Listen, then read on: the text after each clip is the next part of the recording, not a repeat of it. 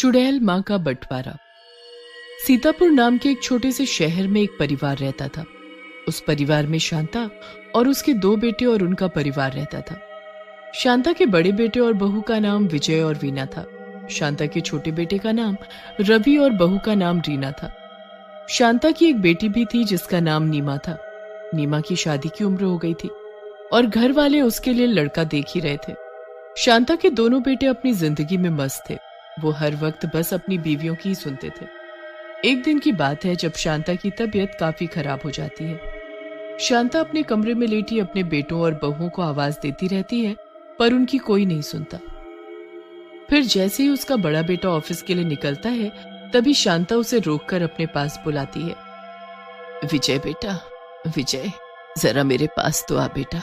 देख, तेरी माँ कल से बीमार पड़ी है, पर तेरी बीवी ने एक बार भी आकर नहीं देखा। ओहो माँ, क्या है आपको? अभी मैं ऑफिस के लिए निकला भी नहीं हूँ कि आपने अपनी बहू की बुराई करना शुरू कर दिया। नहीं बेटा, मैं बुराई नहीं कर रही, पर ये तो देख मैं कितनी बीमार हूँ। ठीक है, फिर जाकर दवाई ले आओ ना। ले लो मुझसे पैसे। नहीं नहीं, तू ऑफिस जा, रहने दे, मेरे पास पैसे तो हैं। विजय अपने ऑफिस के लिए निकल जाता है और फिर उसके बाद रवि अपनी दुकान के लिए जाता है। शांता इस बार रवि को आवाज देकर बुलाती है। रवि बेटा, रवि, जरा इधर तो आ। हाँ माँ, बोलो। बेटा, मेरी तबीयत ठीक नहीं है, मुझे स्कूटर पर बिठाकर दवाई दिलवा लाएगा क्या? अरे माँ, अभी भैया भी तो निकले थे, आप उनको भी तो बोल सकती थी। हर काम के लिए बस आपको मैं ही दिखता हूँ। मैं पहले ही कम परेशान हूँ क्या? आपकी बहू की दवाई ला ला कर मेरी जेब खाली ही रहती है। अच्छा ठीक है, कोई नहीं, मैं खुद देख लूंगी।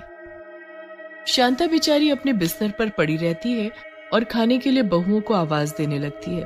दोनों बहुएं रसोई में पकौड़े बना रही होती हैं।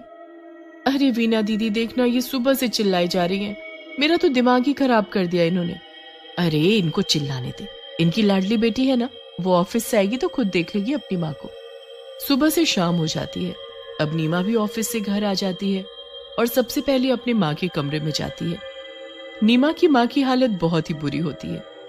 नीमा उनकी ये हालत देख घबरा जाती है और उसी वक्त उनको स्कूटी पर बिठाकर डॉक्टर के पास लेकर जाती है। डॉक्टर नीमा को कुछ टेस्ट करवाने को कहता है। रिपोर्ट आने पर पता चलता है कि उसकी माँ को कोई दिल की बीमारी है और वो ज्यादा दिन जी नहीं पाएगी। नीमा को जैसे ही ये बात पता चलती है, वो खूब रोती है। हे भगवान, तूने ये मेरे साथ क्या किया? इस दुनिया में बस वही तो मेरी अपनी है और उनको भी तू मुझसे छीन रहा है। नीमा घर जाकर सबको ये बात बताती है। अपनी माँ के मरने के दुख से ज्यादा सबको जायदाद के हिस्से की चिंता हो जाती है। दोनों भाई और बहुएं हिस्से के लिए आ जाते हैं। शांता को ये सब देख बड़ी तकलीफ होती है, पर वो कर भी तो क्या सकती थी। दोनों भाई और बहुएं उसके सामने चूहे बिल्ली की तरह मकान और जेवर के लिए लड़ रहे थे। उनको देख शांता की तबीयत और बिगड़ जाती है। नीमा चिल्लाती रह जाती है, पर उसकी कोई नहीं सुनता और शांता वहीं अपना दम तोड़ देती है। नीमा फूट फूट कर रोने लगती है। उसका तो जैसे सब कुछ खत्म हो चुका होता है। अगले दिन उसकी माँ का अंतिम संस्कार होता है। दोनों भाई ये सोचकर बैठे होते हैं कि अब उनको आधा आधा हिस्सा मिल जाएगा। 2-4 दिन ऐसे ही निकल जाते हैं। उसके बाद एक रात शांता के कमरे से खांसने की आवाज आती है। खांसने की आवाज सुनकर रवि उस कमरे में झांकता है तो उसके होश ही उड़ जाते हैं। उसकी माँ के बिस्तर पर एक चुड़ैल बैठी होती है। आजा बेटा, आजा, मुझे दवाई दिला ला। भैया, चुड़ैल, माँ के कमरे में चुड़ैल है। रवि सबको इकट्ठा करके उस कमरे में चुड़ैल को दिखाने लाता है, पर वहां तो कोई भी नहीं होता। कोई रवि की बात पर यकीन नहीं करता। फिर अगले दिन दोनों भाई बैठकर हिस्से की बात करने लगते हैं और नीमा से घर के कागजों और गहनों के बारे में पूछते हैं। मुझे नहीं पता माँ ने घर के कागज और गहने कहाँ रखे हैं। उन्होंने मुझे कभी भी इसके बारे में नहीं बताया। ऐसा कैसे हो सकता है कि तुम्हें भी इसके बारे में नहीं पता? बस फिर क्या था, पूरा घर माँ के गहने और घर के कागज ढूंढने में लग जाता है। पूरे घर को ढूंढने के बाद अब बारी आती है माँ के कमरे की। सब लोग माँ के कमरे की एक एक जगह छान मारते हैं, पर कागज और गहने कहीं भी नहीं मिलते। सब थक हार कर अपने कमरे में जाकर सो जाते हैं। अब आधी रात को फिर से माँ के कमरे से हंसने की आवाज आती है।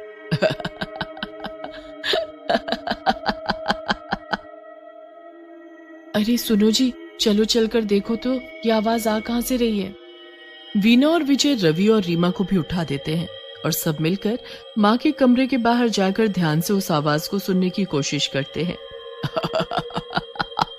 मैं दरवाजा खोल कर देखता हूँ। जैसे विजय दरवाजा खोलता है तो सामने बिस्तर पर एक चुड़ैल लेटी हुई होती है, जो अचानक उठकर बैठ जाती है और जोर जोर से हंसने लगती है। आ गए तुम सब, क्या हुआ? आज सब बहुत परेशान हो, गहने और कागज नहीं मिले ना? कौन हो तुम? तूने मुझे नहीं पहचाना? मैं तो वही सास हूँ जिसकी तूने खूब सेवा की है। मैं तुम सबको तुम्हारी सेवा का फल देने आई हूँ। नहीं नहीं, ऐसा कैसे हो सकता है? तुम यहाँ से चली जाओ, हमें अकेला छोड़ दो। चली गई तो कैसे पता चलेगा कि गहने और कागज कहाँ है? नहीं नहीं माँ, आप कहीं मत जाओ। आप हमें बताओ ना कि वो आपने कहाँ रखे हैं। मुझ पर बहुत कर्ज हो गया है। मैंने सोचा था मैं वो गहने बेचकर चुका दूंगा। अच्छा ठीक है, मैं एक शर्त पर बताऊंगी कि कागज और गहने कहाँ हैं। जब तुम दोनों मेरी सेवा करोगे, मैं जैसा बोलूंगी वैसा करोगे, फिर मुझे जो खुश रखेगा मैं उसी के हिस्से में जाऊंगी और उसी को सब दूंगी। हाँ, हम सब करेंगे आपकी सेवा, बस आप एक बार बता दो वो कागज और गहने कहाँ हैं। अभी मुझे बहुत भूख लगी है, जाओ पहले मेरे लिए खीर बना कर लाओ। बस फिर इतना सुनते ही दोनों बहुएं रसोई की तरफ दौड़ पड़ी और खीर बनाना शुरू कर दिया। दोनों बहुएं अपनी अपनी खीर लेकर अपनी चुड़ैल सास के पास पहुंची और उसके सामने खीर रख दी। दोनों बहुओं के हाथ की खीर मजे से खाकर उनकी मरी हुई सास उबासी लेते हुए बोली, मजा आ गया। अगर ऐसी खीर मुझे मरने से पहले खिलाई होती तो आज कागज और गहने तुम्हारे पास होते। खैर चलो, अब मेरे पैर दबाओ, फिर मैं बताऊंगी कि कागज और गहने कहाँ हैं।